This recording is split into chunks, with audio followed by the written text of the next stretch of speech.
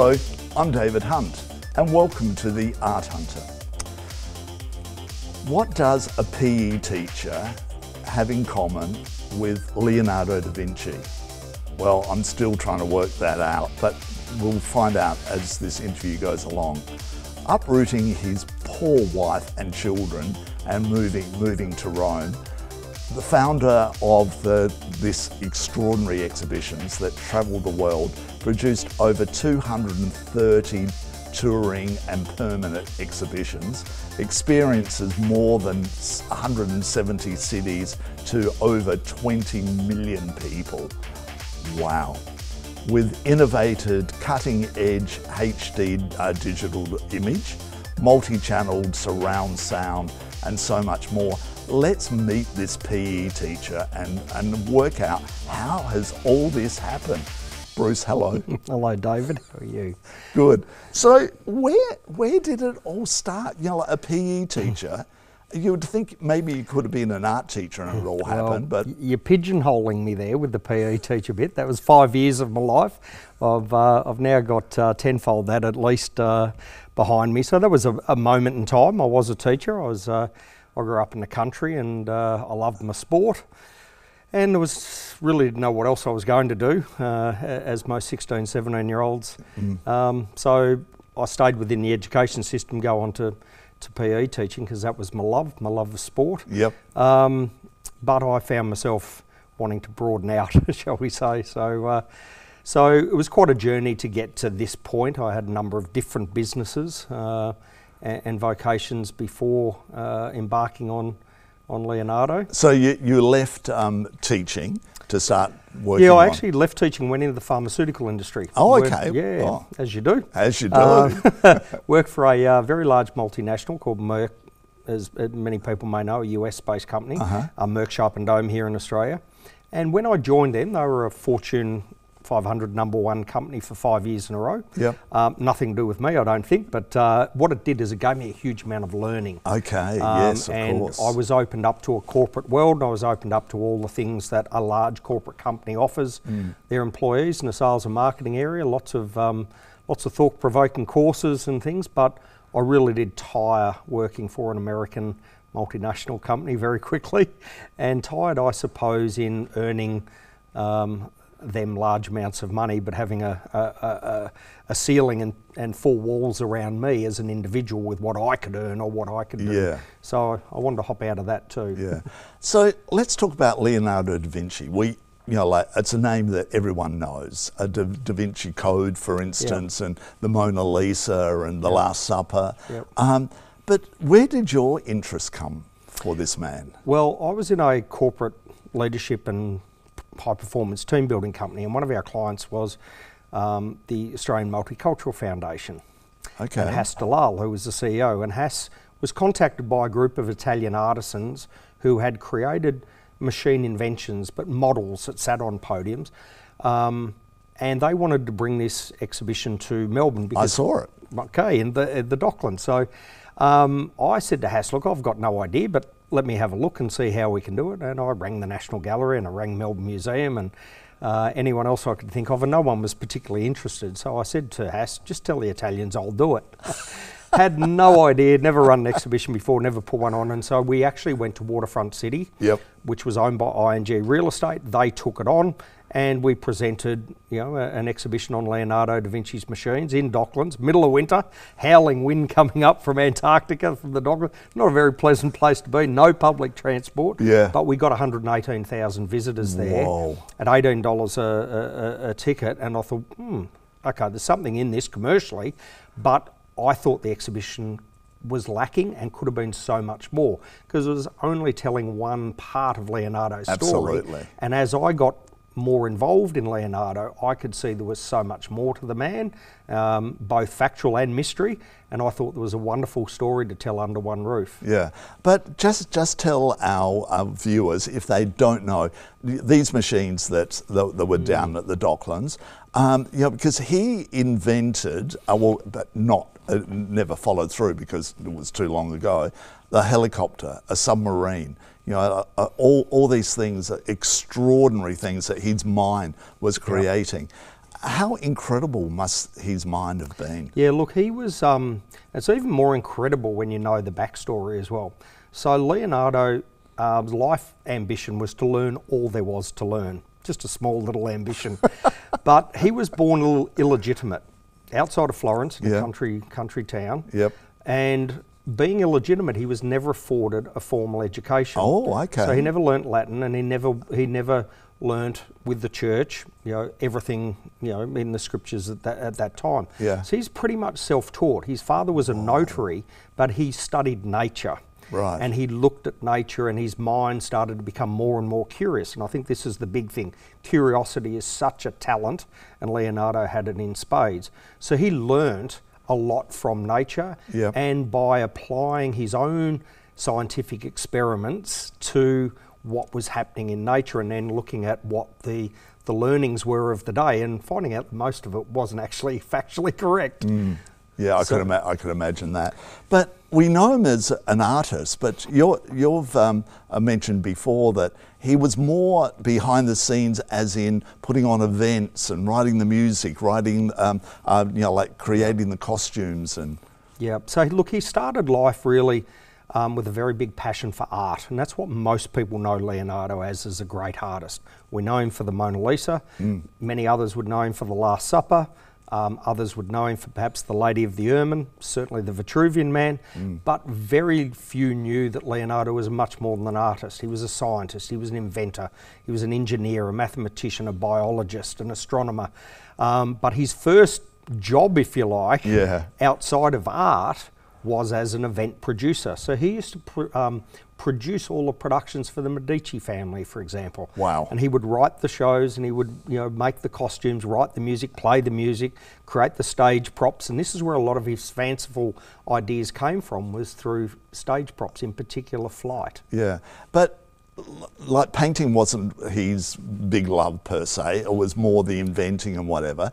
And then he comes along, and the Mona Lisa, as we know, probably the most famous painting in the world. Is it? Is it the most famous painting in the world? Yes. Yeah. Yes. Like where does it come from when the greatness of this man? Yeah.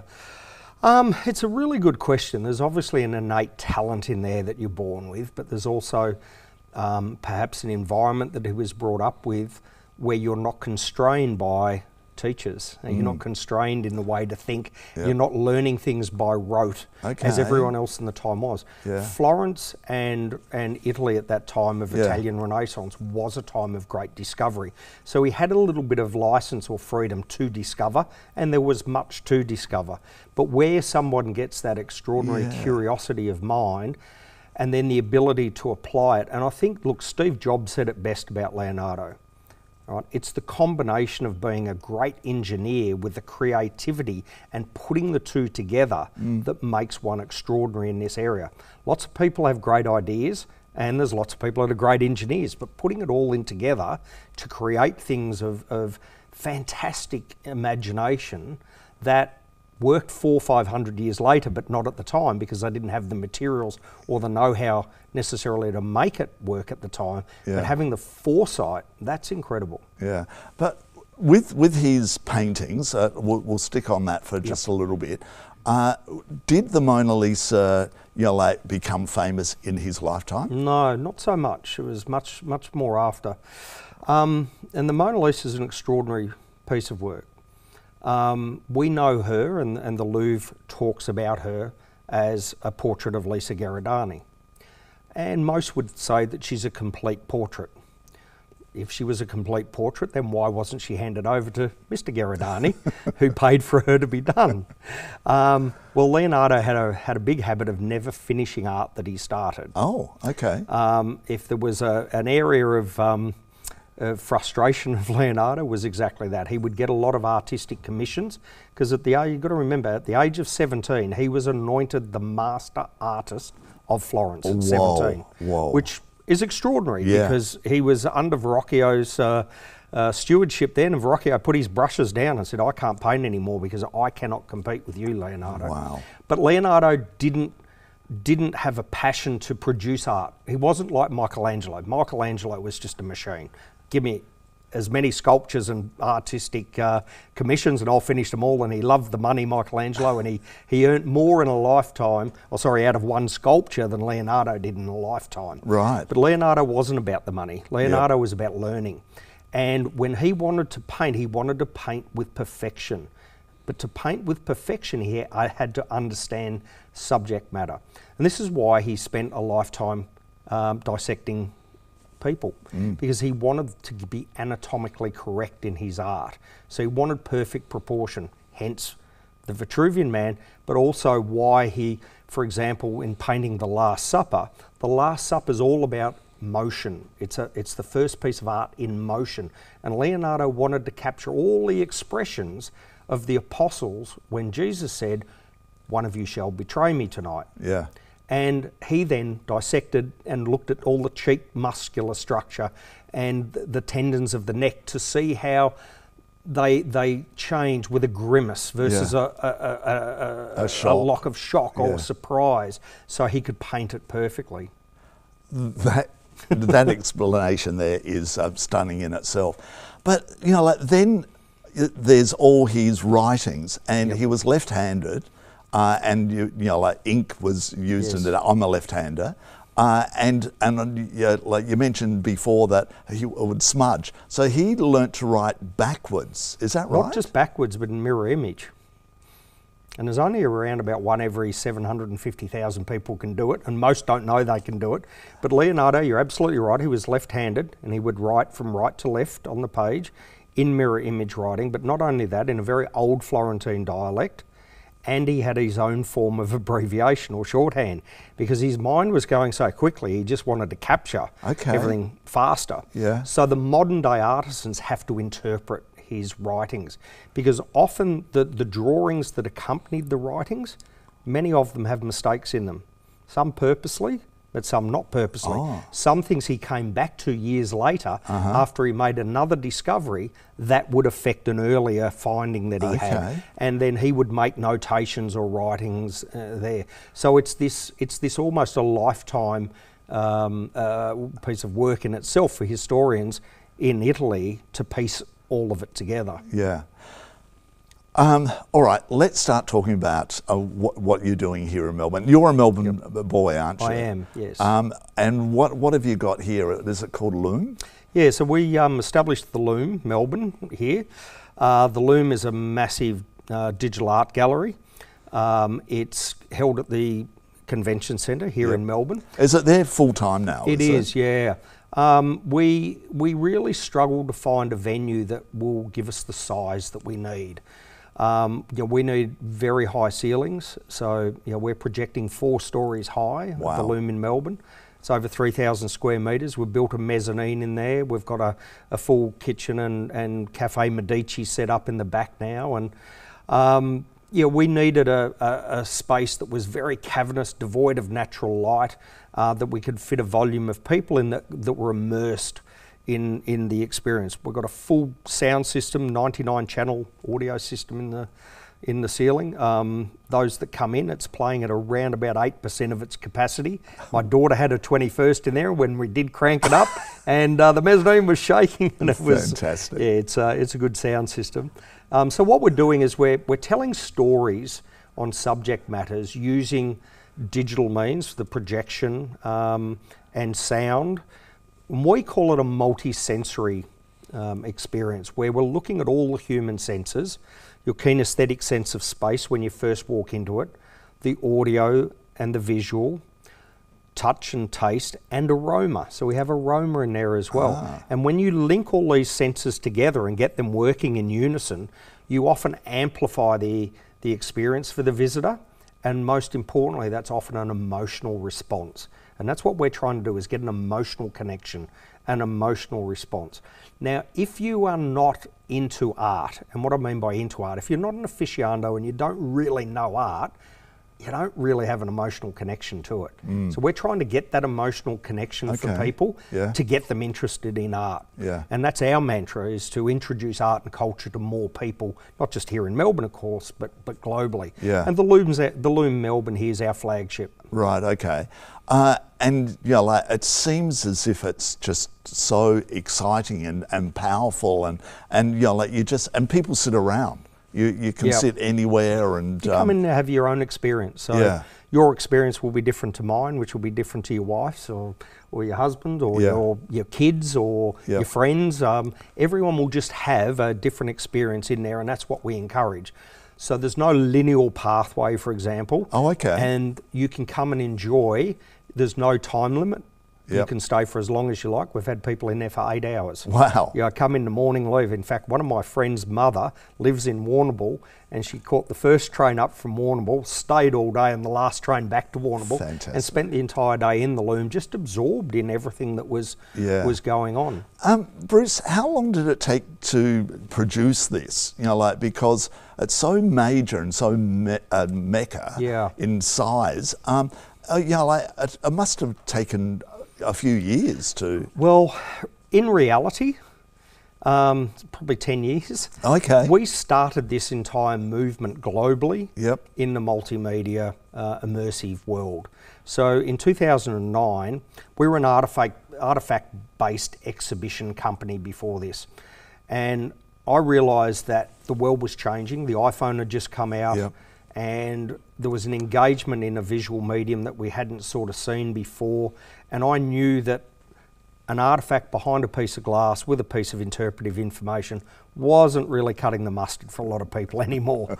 And so we knew we needed to do something different. We came across the idea of doing big screen multimedia. And so we started to create a touring version, 36 projectors, 36 outlets for sound and screens. And tour, and we had to tour it in a couple of 40-foot containers, set it up in a week, and have it all stable so we could leave it over in Istanbul or leave it in St. Petersburg in Russia, and come back 90 days later, pack it up and move it to the next city. Wow. It was a huge feat. We put our very first one on in the ArtScience Museum in Singapore in 2011, and that was the first of this immersive sort of kind of experience ever done. And it's taken us all this time to build up the IP, I suppose, and know-how to create something as complex as what we have here in Melbourne. So Melbourne is the largest digital art gallery of its kind in the world, and it's about 150 HD projectors in the ceiling, the 99 channel audio system, the 60 odd kilometres of cabling and power, and it's a massive technological achievement, but the creative that goes in it as well has to match. You can't do one without the other. And here in Melbourne, all the creative and all the technology, all the production is done in-house at our company in Port Melbourne. Right. But getting, you know, like, his art, you know, like, how hard was that to, you know, like, you know, who do you go to? What do you do? Yeah, look, finding the high resolution imagery is the challenge. So there are some pieces of art and imagery that's out of copyright, so we don't have to worry there. But we have issues trying to find the high resolution imagery, so you have to license that often and find it.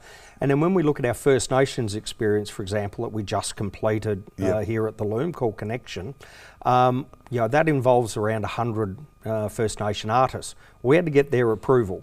And this was in the middle of COVID, so they're all on country, they're all locked down, and we had to get their approval. And not a lot of them like reading a contract and signing it either, but we found ways to be able to do that. Excellent. But that was only part of the problem, because then the next problem is, whilst they've done their great art, no one's really photographed it in a definition for us to use. So we had to send photographers everywhere to, you know, Wayne Quillam, who was one of the curators, was in charge of getting us the high resolution imagery of the art that we wanted to use. So it's a couple of different areas that come together, and then the First Nations music all needs to be licensed, for example, to pull it all together. What are you using with Leonardo? So with Leonardo, we've been working for 18 years on Leonardo. So the music? Yeah. Oh, the music is really, I would call it the greatest hits of a Italian classical and opera Right, music. yeah. It's got all the classics and hairstand on the back of the neck as the Pavarottis really let loose. And that's the beautiful thing about the Italian music. You know, like it's so powerful, and it suits beautifully for what you're doing. It does, and you would find if we turned the music off, the experience wouldn't be anything. Oh, okay. Anything like what it is when the music's on. Okay. The music has a wonderful way of telling the story when you're not using words. So we put quotes in the LUME, which are poignant quotes on what an artist might have been thinking or something relevant to what's on screen. But really it's the music that takes people on this emotional journey. So when we had Vincent van Gogh on, for example, you know, Vincent's artwork was over a 10-year period, and we could see how he moved his way through happiness, through melancholy, and through a frenetic mind that was just going a little bit crazy at the time. And it's reflected in the art, but if you're not picking it up in the art, you're picking it up in the music, and the two working together helps tell that story. But what have you done, you know, like, apart from all this amazing stuff that's going on, you've done something a little bit special here as well, that, you know, like, you know, did you run out of Italy with this little bag under your arm and they're still chasing you? You do get a few strange looks from the Italians that don't know you about what are you doing with Leonardo. I mean, he's second only to God in Italy, and what's an Australian, you know, touring Leonardo around the world? Yeah, we've had, I think we're up to 112 Leonardo da Vinci displays around the world now. Wow. So, you know, we're as much flying the Italian tourism flag as we are Leonardo. But look, my attitude's always been to take art and culture wherever it's from, when it's a good story to be told to the people. And to be fair, there hadn't been an Italian company or an individual or group that had wanted to do that. They've got, you know, so much richness in art and culture and history within Italy that it's like, you know, we shall build, you come. Whereas I'm a little bit more like, but the rest of the world can't get here. Or not everyone can get here. And you can't, we'll take it out to the people and expose them to it. But you've got a gallery also in Rome. We do. Yeah, with his work. We do. So we have a Museo Leonardo da Vinci in Piazza del Popolo in Rome, and I've run that since 2013 now. And so we have, you know, Italian staff and an Italian company, and we have Italian visitors as well as all the international visitors. Because where we're located really is in the heart of Rome, in the old city. It's at the northern gates, but all roads lead to Piazza del Popolo. And it's fantastic, and that's still a little bit of you know, pinch yourself every time you walk across the piazza to get into the museum and go, this is something special we've created here. But talk about creating something special. You bought these papers, like a piece of paper like that, which he wrote. Yes. How did you get it? And how are you allowed to bring it to Melbourne? It's a long story, and it's probably around 10 years of relationship building and jumping through the hoops, you know, to get to the point where we can.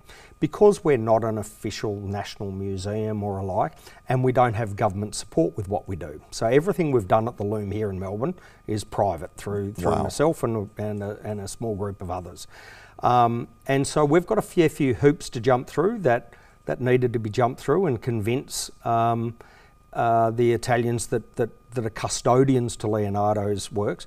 And they're also looking at it in terms of, well, we don't want them associated with something that's not world class either, because these are some of the most precious artifacts in the world, and they're very conscious about what stories should be told. So you know, Biblioteca Ambrosiana, for example, that own and house the Codex Atlanticus, to loan those pages, they had to scrutinise our entire experience, word for word, make sure that we weren't telling any falsehoods in there, and that everything was displayed not just at a quality level but a factual level as well.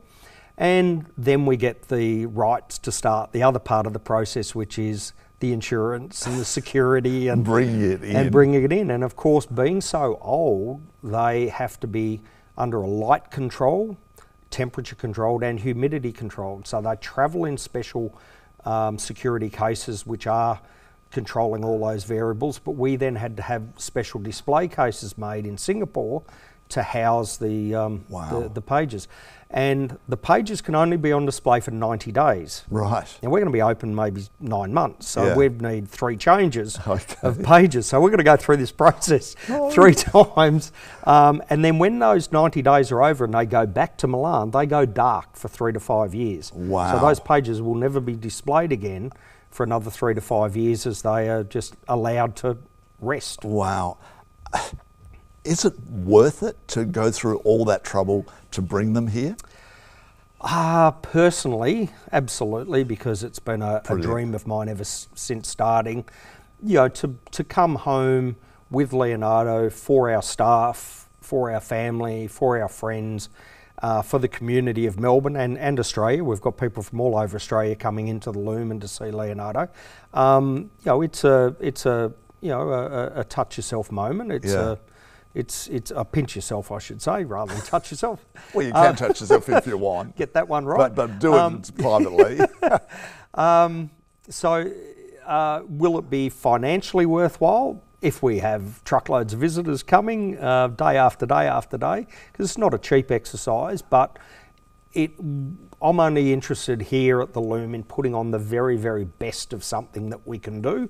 And if that's what it's going to take and cost, well, that's what we'll do. Well, thank you and congratulations on having that thought. So it's open, and it opened, there was, like you've got the Last Supper, and you can wine and dine in front of the Last Supper. But on the opening, you had 1,000 people wining and dining. Yes. So you're really delivering great experiences, aren't you? It's exactly that. It's delivering an experience for people. You know, it's not an art gallery to come and look at an original piece of fine art on a wall and have a little plaque underneath it and say, right, that's my experience. The LUME is much more. We're trying to be a lot more inclusive for a much broader audience. Some people would call it democratising art. I don't see it so much as democratising art, or I don't talk about it that way, but I do talk about it being more inclusive. I don't want somebody coming to the LUME feeling like they are being judged if they don't know, or being intimidated.